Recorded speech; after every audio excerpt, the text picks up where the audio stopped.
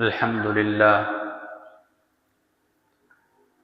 لله وكفى وسلام على عباده الذين اصطفى أما بعد فأعوذ بالله من الشيطان الرجيم بسم الله الرحمن الرحيم قال الله تبارك وتعالى في كلامه المجيد والفرقان الحميد أقم الصلاة لدلوك الشمس إلى غسق الليل وقرآن الفجر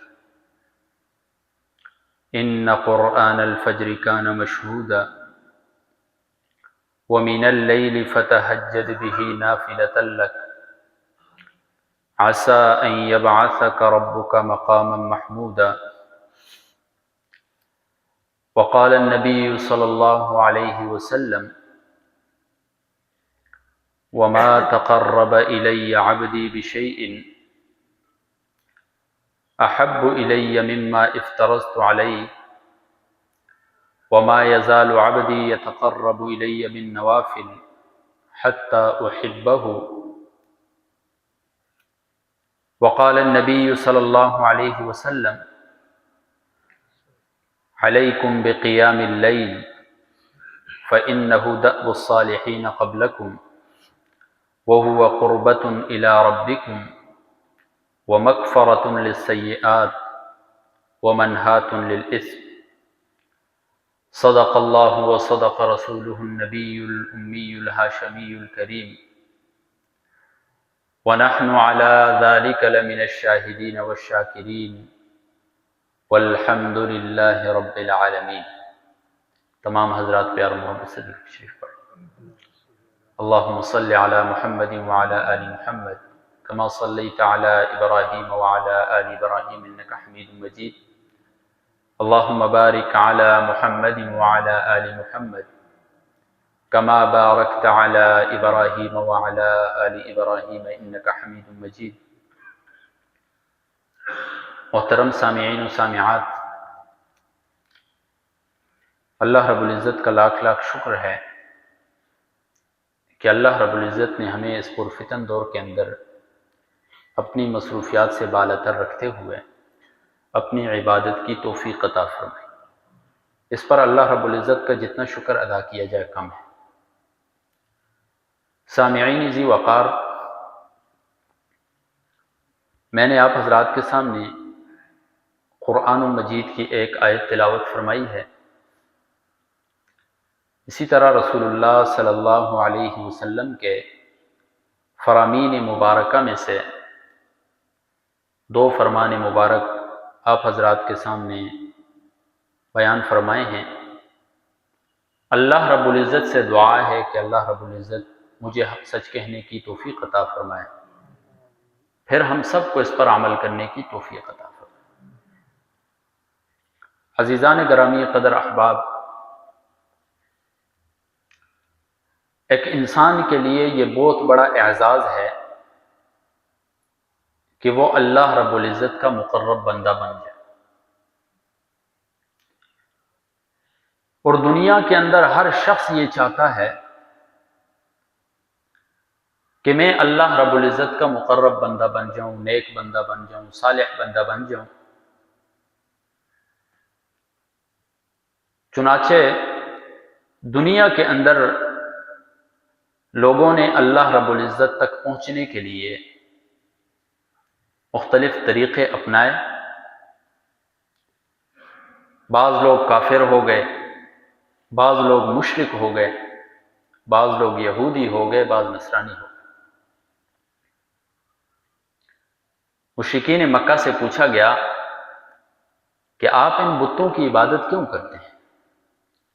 یہ تو نہ آپ کو نفع دیتے ہیں نہ نقصان دیتے ہیں، نہ آپ کی کوئی حاجت پوری کرتے ہیں، اس کے باوجود ان پتھروں کی آپ عبادت کیوں کرتے ہو؟ تو مشرکین مکہ نے جواب دیا وَمَا نَعْبُدُهُمْ إِلَّا لِيُقَرِّبُونَا إِلَى اللَّهِ، ہم ان کی عبادت نہیں کرتے مگر ان کی عبادت ہمیں اللہ کے قریب کرتی ہے۔ تو مشرکین مکہ نے اللہ رب العزت تک پہنچنے کے لیے یہ طریقہ اپنایا، بتوں کی عبادت شروع کر دی۔ نتیجہ یہ نکلا کہ وہ مشرک ہو گئے، وہ کافر ہو گئے۔ یہودیوں کو دیکھیں، انہوں نے حضرت عزیر علیہ السلام کو اللہ کا بیٹا بنا دی۔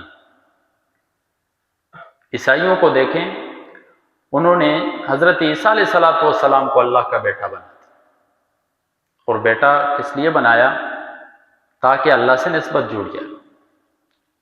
لیکن یہودی ہو گئے، کافر ہو گئے، مشرک ہو گئے، یہاں تک کہ ایسا وقت بھی آیا کہ انہوں نے کہا ہم خود اللہ کے بیٹے ہیں۔ نعوذ باللہ من ذالک، نحن ابناء اللہ واحبہ، ہم ہی اللہ کے بیٹے ہیں، ہم ہی پسندیدہ ہیں۔ جبکہ قرآن ان کے اس عقیدے کی تردید کرتا ہے، لم یلد ولم یولد، اللہ نہ کسی سے پیدا شدہ ہے اور نہ کوئی اس سے پیدا شدہ ہے۔ تو اللہ رب العزت تک پہنچنے کے لیے، اللہ رب العزت کا قرب حاصل کرنے کے لیے لوگوں نے مختلف طریقے اپنائے۔ ہم نے غور کرنا ہے کہ آیا وہ کون سے طریقے ہیں اور صحیح طریقے ہیں، اور حضرت محمد الرسول اللہ صلی اللہ علیہ وسلم نے ہمیں وہ طریقے بتائے ہوں کہ ان طریقوں کو اپنا کر ہم اللہ رب العزت کا تقرب حاصل کریں، اللہ رب العزت کے مقربین میں ہم بن جائیں۔ ایک تو تقرب عامہ ہے، وہ ہر بندے کو حاصل ہے، یعنی اللہ رب العزت ہر بندے کے شرک سے بھی قریب ہے۔ وہ دیکھ رہا ہے میرا بندہ کیا کر رہا ہے، میری نافرمانی کر رہا ہے، میری فرما برداری کر رہا ہے، میرے احکامات کے مطابق زندگی گزار رہا ہے یا میرے احکامات کی روگردانی کر کے زندگی گزار رہا ہے۔ رسول اللہ صلی اللہ علیہ وسلم کے بتائے ہوئے طریقوں کے مطابق زندگی گزار رہا ہے یا ان کے بتائے ہوئے طریقوں کے مخالف زندگی گزار رہا ہے۔ اور ایک ہے قرب خاصہ، اللہ کے جو ولی ہوتے ہیں، مقربین جو ہوتے ہیں، وہ مقربین ایسے ہوتے ہیں کہ پھر ان کا اٹھنا بیٹھنا چلنا پھرنا سب شریعت کے مطابق ہوتا ہے۔ تو پہلا طریقہ بخاری و مسلم کی روایت ہے، رسول اللہ صلی اللہ علیہ وسلم فرماتے ہیں، حدیث قدسی ہے کہ اللہ رب العزت فرماتے ہیں وَمَا تَقَرَّبَ إِلَيَّ عَبْدِي بِشَيْءٍ أَحَبَّ إِلَيَّ مِمَّا افْتَرَضْتُ عَلَيْهِ، جو چیزیں میں نے اپنے بندوں پر فرض کی ہیں اور جو میری محبوب ترین چیزیں ہیں، ان کے ذریعے بندہ میرا قرب حاصل کر سکتا ہے۔ یعنی اللہ رب العزت نے جو ہمارے اوپر فرائض رکھے ہیں، اب ایک بندہ ہے وہ فرائض کی پرواہ نہیں کرتا ہے، نوافل میں لگا رہتا ہے، ثواب ہوگا اس کو؟ ایک بندہ ہے نماز تو اس نے پڑھی نہیں ہے لیکن نماز کے بعد والی تسبیحات کر رہا ہے، تو ان تسبیحات کا کیا فائدہ جب اس نے فرائض ہی کو چھوڑ دیا۔ ایک بندہ ہے اس کے اوپر زکوٰۃ واجب ہے لیکن عام صدقہ دے رہا ہے، واجب زکوٰۃ نہیں ادا کر رہا ہے۔ ایک بندہ ہے رمضان المبارک کے روزے تو نہیں رکھتا ہے لیکن اس کے بعد 6 روزے رکھ رہا ہے مثلا۔ تو میرے بھائیو، اللہ رب العزت کا تقرب حاصل کرنا ہے تو فرائض کو ہم نے ترجیح دینی ہے، پہلے فرائض ہیں پھر نوافل، فرائض کا اہتمام ہم نے کرنا۔ اور اسی طرح اللہ رب العزت فرماتے ہیں وَمَا يَزَالُ عَبْدِي يَتَقَرَّبُ إِلَيَّ بِالنَّوَافِلِ حَتَّى أُحِبَّهُ، اور اسی طرح میرا بندہ مسلسل میرا قرب حاصل کر سکتا ہے نوافل کے ذریعے، نوافل پڑھتا ہے، میرا قرب حاصل کرتا ہے یہاں تک کہ میں اس سے محبت کرنے لگ جاتا۔ اور بعض روایات کے اندر یہ الفاظ بھی آتے ہیں کہ جب میں اس بندے سے محبت کرتا ہوں تو میں اس کے کان بن جاتا ہوں جن سے وہ سنتا ہے، میں اس کی آنکھیں بن جاتا ہوں جن سے وہ دیکھتا ہے، میں اس کے پاؤں بن جاتا ہوں جن سے وہ چلتا ہے۔ اب اللہ رب العزت کا پاؤں بننا نہ بننا، ہاتھ بننا نہ بننا، یہ چیزیں ما یلیق بشانی، اللہ رب العزت کی جیسی شان ہے اسی کے مطابق ہم نے عقیدہ رکھا۔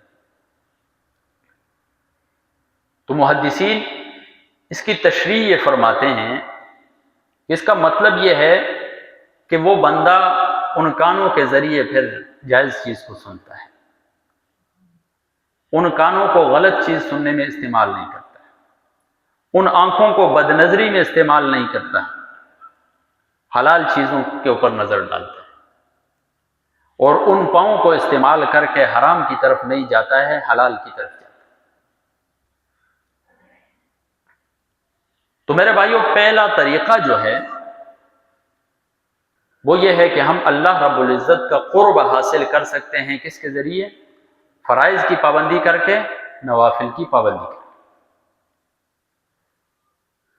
اور بعض محدثین نے یہ شرط لگائی ہے کہ نوافل کے ذریعے قرب حاصل کرنا مشروط فرائض کے ساتھ ساتھ فرائض بھی ادا کرتا ہو۔ اور دوسرا سبب جو ہے وہ ہے قیام اللیل، راتوں کو اٹھ کر اللہ رب العزت کی عبادت کرتا۔ راتوں کا اٹھنا جو ہے یہ بھی اللہ رب العزت کے قریب ہونے کا سبب ہے۔ ترمذی شریف کی روایت ہے، رسول اللہ صلی اللہ علیہ وسلم فرماتے ہیں، اقرب ما یکون الرب من العبد فی جوف اللیل الآخر، کسی بھی شخص کے قریب ترین ہوتا ہے اللہ رب العزت رات کے آخری پہر میں، قریب ترین ہوتا ہے میرے بھائی۔ تو اسی وجہ سے رسول اللہ صلی اللہ علیہ وسلم فرماتے ہیں، علیکم بقیام اللیل، تمہارے اوپر رات کا اٹھنا لازم ہے۔ لیکن تہجد فرض واجب نہیں ہے، لیکن رسول اللہ صلی اللہ علیہ وسلم ترغیب دے رہے ہیں کہ لازم پکڑو اس کام، کبھی زندگی میں چھوٹ نہ پائے تم سے یہ کام۔ کیوں؟ فَإِنَّهُ دَأْبُ الصَّالِحِينَ قَبْلَكُمْ، تم سے پہلے جتنے بھی نیکوکار گزرے ہیں یہ انہی کا طریقہ چلا ہے۔ وہ راتوں کو اٹھا کرتے تھے، اللہ رب العزت نے ان کو مقام عطا کیا۔ اگر مقام چاہتے ہو تم بھی راتوں کو اٹھو۔ وَهُوَ قُرْبَةٌ إِلَىٰ رَبِّكُمْ، اور یہی چیز ہے جو آپ کو آپ کے رب کے قریب کر دے۔ وَمَغْفَرَةٌ لِلسَّيِّئَاتِ، اور تمہارے گناہوں کا کفارہ بھی ہو۔ وَمَنْہَاتٌ لِلْإِثْمِ، اور برائی سے بچاتا بھی ہے یہ کام۔ جو شخص راتوں کو اٹھتا ہے وہ پھر گناہ کی طرف بہت کم جاتا ہے۔ میرے بھائیو، راتوں کو اٹھنے کی اتنی بڑی فضیلت ہے، اتنی بڑی فضیلت ہے، رسول اللہ صلی اللہ علیہ وسلم فرماتے ہیں، ینزل ربنا تبارک و تعالی، جب آخری پہر ہوتی ہے رات کی تو اللہ رب العزت آسمان دنیا کے اوپر تشریف لاتے ہیں۔ جب مخلوق سوئی ہوئی ہے، چرند پرند سوئے ہوئے ہیں، تمام مخلوقات سوئی ہوئی ہے، ایک سناٹا چھایا ہوا ہے، ایک اندھیرا ہی اندھیرا چھایا ہوا ہے، اللہ رب العزت تشریف لاتے ہیں آسمان دنیا۔ اللہ رب العزت کی طرف سے اعلانات ہوتے ہیں بندوں کے۔ کیا اعلان ہوتا ہے میرے بھائی؟ من یدعونی فاستجیب لہ، کون ہے جو مجھ سے مانگے میں اس کو عطا کروں؟ کون ہے جو مجھ سے مانگے میں اس کی دعا قبول کروں؟ کون ہے جو مجھ سے اپنی بخشش طلب کرائے میں اس کو بخش دوں؟ رات کے وقت اللہ رب العزت کی طرف سے یہ پکارے لگ رہی ہوتی ہے، اور خوش نصیب ہوتا ہے وہ انسان جو اس پہر کے اندر اٹھتا ہے اور اٹھ کر اللہ رب العزت کے ہاں سر بسجود ہو جاتا ہے۔ بہت ہی قیمتی ہے وہ شخص میرے بھائی۔ ایک حدیث شریف کے اندر آتا ہے، رسول اللہ صلی اللہ علیہ وسلم فرماتے ہیں، ثلاثۃ یحبہم اللہ، تین بندے ایسے ہیں کہ ان سے اللہ محبت کرتا ہے۔ وَيَضْحَكُ إِلَيْهِمْ، اللہ ان کی طرف دیکھ کر مسکراتا ہے۔ وَيَسْتَبْشِرُ بِهِمْ، اور انہیں دیکھ کر خوش ہوتا ہے اللہ کی وجہ سے۔ وہ تین لوگ کون سے ہیں؟ پہلا وہ شخص جو اللہ رب العزت کے راستے میں لڑ رہا تھا، لڑتے لڑتے اس کے ارد گرد سے ساتھی سارے پیچھے ہٹ گئے، وہ اکیلا لڑ رہا تھا، اور اس امید کے ساتھ کہ نیت اس کی ایک ہی ہے، یا شہادت ہے یا رب کی نصرت آتی۔ اللہ رب العزت فرشتوں کے درمیان بیٹھ کر اس شخص کے اوپر فخر کرتے، انظروا الی عبدی کیف صبر نفسہ لی، میرے لیے کیسے ڈٹ کر کھڑا ہے۔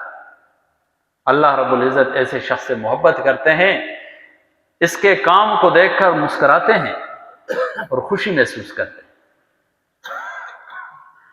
دوسرا وہ شخص میرے بھائیوں، والذی لہ امرأۃ حسناء وفراش لین، وہ شخص جس کے ہاں خوبصورت بیوی ہو، نرم و ملائم بستر ہو، تمام تر سہولیات موجود ہیں اس کے پاس، رات کو سویا ہوا ہے لیکن وَيَذَرُ شَهْوَتَهُ، اپنی شہوت کو چھوڑتا ہے، اٹھ جاتا ہے، اللہ رب العزت کے ہاں سر بسجود ہو جاتا ہے۔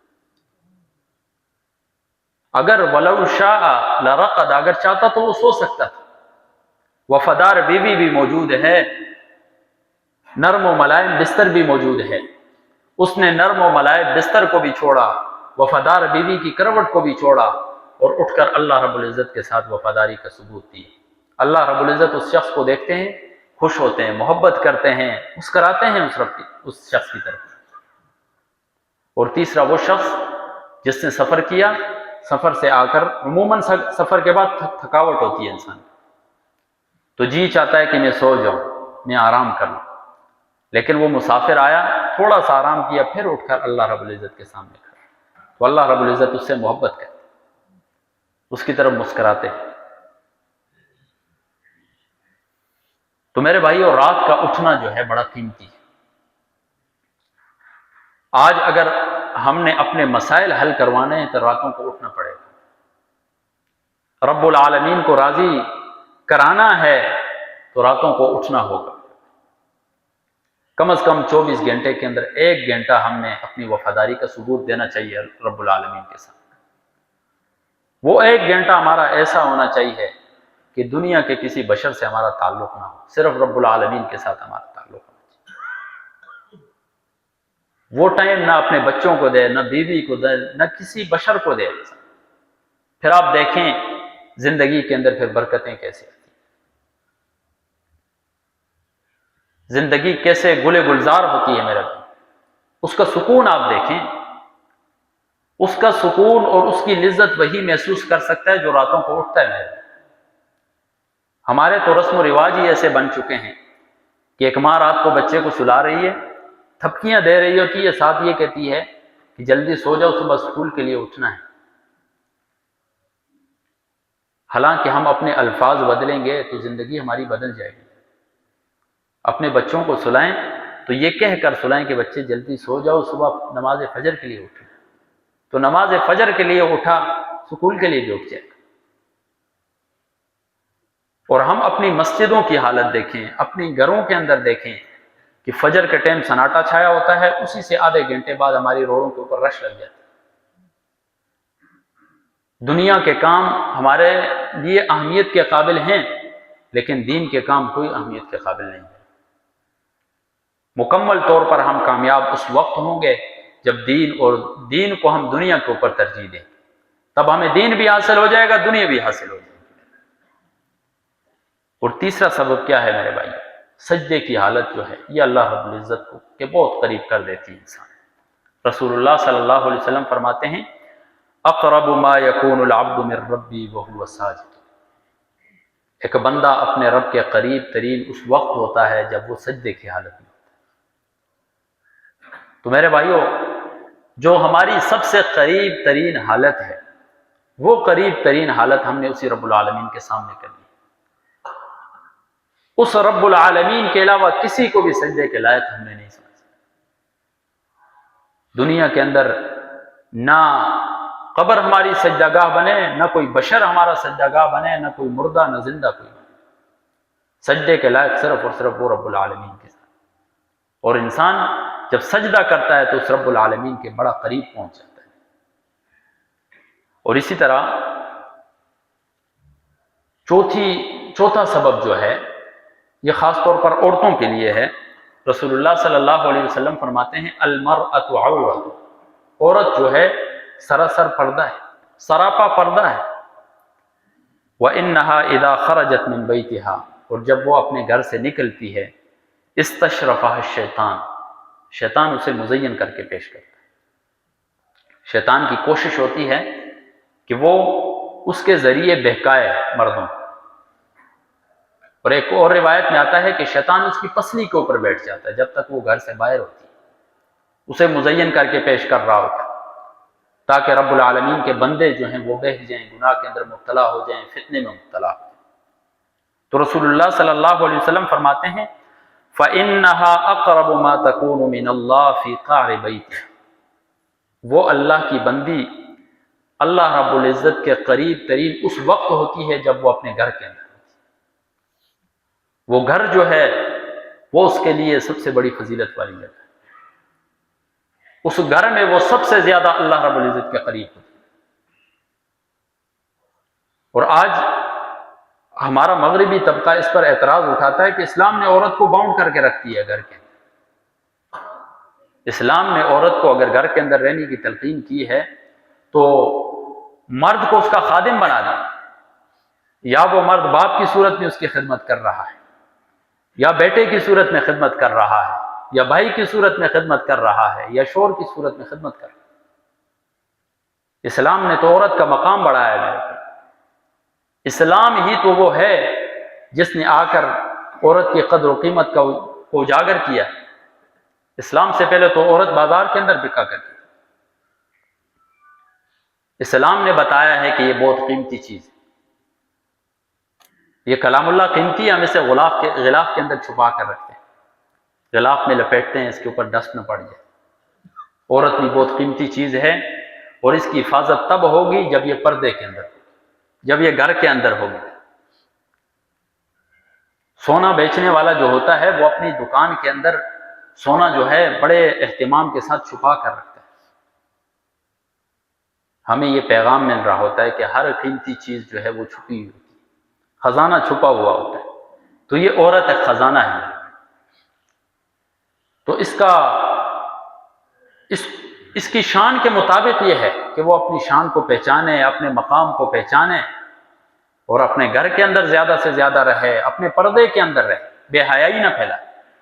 اور جو عورت بے حیا ہوتی ہے، حدیث شریف کے اندر آتا ہے صنفان من امتی لا يدخلن الجنہ، میری امت کے 2 قسم کے لوگ ایسے ہیں جو جنت میں کبھی بھی داخل نہیں، ولا یجدن ریحا، جنت کی خوشبو بھی نہیں محسوس کریں۔ ان میں سے ایک کیا؟ کاسیات عاریات ممیلات مائلات، وہ عورتیں جنہوں نے کپڑے تو پہنے ہوئے ہیں اس کے باوجود ننگی ہیں، باہر نکلتی ہیں دوسروں کو مائل کرتی ہیں اپنی طرف۔ ایسی عورت جو ہے وہ جنت میں داخل ہونا تو دور کی بات ہے، جنت کی خوشبو تک محسوس نہیں۔ تو آج ضرورت اس امر کی ہے کہ ہماری کوئی بہن بیٹی اگر اللہ رب العزت کا تقرب چاہتی ہے تو اس کے لیے لازم ہے کہ وہ اپنے پردے کا اہتمام کرے اور اپنے گھر کے اندر رہے۔ یہ اس کے لیے بہت بڑا امن ہے میرے بھائی اس کے اندر۔ اسی طرح جو سب سے آخری سبب ہے اللہ رب العزت کا قرب حاصل کرنے کا، وہ ہے ماں کی خدمت۔ میرے بھائیو، جو شخص ماں کی خدمت کرتا ہے اللہ رب العزت کبھی بھی اس شخص کو ضائع نہیں کرتا، اور جو شخص ماں کو ستاتا ہے اللہ رب العزت کبھی اسے کامیاب نہیں کرتا۔ دنیا کے اندر بھی ذلیل ہو جاتا ہے، آخرت میں تو ذلیل ہونا ہی ہے۔ اگر عمر میں برکت چاہتے ہو، رزق میں برکت چاہتے ہو تو والدین کی خدمت شروع کرو۔ رسول اللہ صلی اللہ علیہ وسلم فرماتے ہیں من احب ان یمد اللہ فی عمری، جو یہ چاہتا ہے کہ اللہ رب العزت اس کی عمر دراز کر دے، ویزید فی رزقہ، رزق کے اندر وسعت پیدا کر دے، فراوانی پیدا کر دے، فلیبر والدیہ، وہ اپنے والدین کے ساتھ حسن سلوک۔ دنیا کے اندر بہت سی مثالیں موجود ہیں جس نے والدین کی خدمت کی ہے، اللہ رب العزت نے اسے بڑا مقام و مرتبہ عطا کیا، اور جس نے والدین کو ستایا ہے اللہ رب العزت نے دنیا کے اندر اسے ذلیل و خوار کر کے رکھ دیا۔ حضرت موسیٰ علیہ السلام نے اللہ رب العزت سے پوچھا یا اللہ جنت میں میرا پڑوسی کون؟ تو فرمایا گیا کہ آپ کا پڑوسی فلاں قصاب ہو۔ موسیٰ علیہ السلام جاتے ہیں اس قصاب کے پاس، کیا کر رہا ہے؟ گوشت بیچ رہا ہے۔ تو موسیٰ علیہ السلام دور سے انہیں دیکھ رہے۔ تو شام ہوتی ہے، وہ گھر کی طرف لوٹتا ہے، تو پیچھے پیچھے موسیٰ علیہ السلام بھی جا رہے ہیں۔ کیا دیکھتے ہیں کہ گھر کے اندر جب داخل ہوئے، فوراً گئے، ایک بوڑھیا بیٹھی ہوئی ہے اس کے پاس گئے اور وہی گوشت اٹھایا، پکایا، اس ماں کو کھلایا۔ تو وہ ماں کچھ بولتی ہے، موسیٰ علیہ السلام دور ہوتے ہیں، اس کی باتوں کو سمجھ نہیں سکتے۔ پھر اس کے بعد وہ اپنے بچوں کے پاس جاتا ہے۔ تو موسیٰ علیہ السلام اس شخص سے پوچھتے ہیں کہ جب آپ اپنی والدہ کی خدمت کر رہے تھے تو والدہ کیا کہہ رہی تھی آپ؟ تو اس نے کہا کوئی خاص بات تو نہیں کہی ہے، صرف ہمیشہ جب بھی میں ماں کی خدمت کرتا ہوں تو ماں مجھے یہ ہمیشہ دعا دیتی ہے کہ تجھے جنت کے اندر موسیٰ کا ساتھی بنا دے، بس یہی دعا دیتی ہے۔ تو میرے بھائیو، ماں کی خدمت ہے، نبی کا ساتھی بن رہا ہے۔ حضرت بندار ایک محدث گزرے، تعلیم کا شوق ہوا، ماں نے کہا بیٹے دور نہیں جانا، میں بھی بوڑھی ہوں، میری بھی خدمت کی ضرورت ہوتی ہے۔ تو گھر کے قریب قریب جو مدارس وغیرہ تھے، علماء تھے، ان سے علم حاصل کرنا شروع کی۔ دن کو جاتے ہیں، علم حاصل کرتے ہیں، شام کو آتے ہیں، ماں کی خدمت کرتے ہیں۔ تو ماں نے اتنی دعائیں دی کہ وہ بندار محدث فرماتے ہیں کہ اللہ رب العزت نے مجھے اتنا علم عطا کیا، ایک وقت آیا کہ جن لوگوں سے میں علم حاصل کیا کرتا تھا وہ آ کر مجھ سے آداب کی تعلیم حاصل کیا کرتا، جو کل میرے اساتذہ سے آج آ کر میرے سامنے بیٹھ کر مجھ سے علم حاصل کر رہے ہیں۔ یہ وہ مقام و مرتبہ ہے میرے بھائیوں جو دنیاوی کسی عہدے پہ نہیں ملتا ہے، دنیاوی کسی کام پر نہیں ملتا ہے، جو بوڑھے ماں باپ ہوتے ہیں ان کی خدمت کے اوپر ملتا ہے۔ تو میرے بھائیو، دوستو، بزرگوں، آج ضرورت اس امر کی ہے کہ اگر ہم اللہ رب العزت کا قرب حاصل کرنا چاہتے ہیں تو ہم نے اپنے والدین کی خدمت کو لازم پکڑنا ہے۔ رسول اللہ صلی اللہ علیہ وسلم کے پاس ایک صحابی آئے، فرمایا یا رسول اللہ اردت ان اغزو، میں نے ارادہ کیا کہ میں جہاد میں چلا جاؤں، آپ سے مشورہ کرنے آیا ہوں۔ تو رسول اللہ صلی اللہ علیہ وسلم نے فرمایا حل لک ام، کیا آپ کی ماں ہے؟ تو اس نے کہا جی ہاں میری ماں ہے۔ تو رسول اللہ صلی اللہ علیہ وسلم نے فرمایا فالزمھا فإن الجنۃ تحت رجلیھا، اسی ماں کو لازم پکڑو اس لیے کہ جنت اس کے قدموں کے تلے۔ تو ماں کی خدمت کرو گے میرے بھائیو، اللہ رب العزت جنت عطا کریں گے، اور اللہ رب العزت جنت کسی غیر کو عطا نہیں کرتے ہیں، وہ اپنے بندے ہی کو عطا کرتے ہیں۔ تو کوشش کریں گے انشاءاللہ میرے بھائی۔ اللہ رب العزت سے دعا ہے کہ اللہ رب العزت عمل کی توفیق عطا فرمائے۔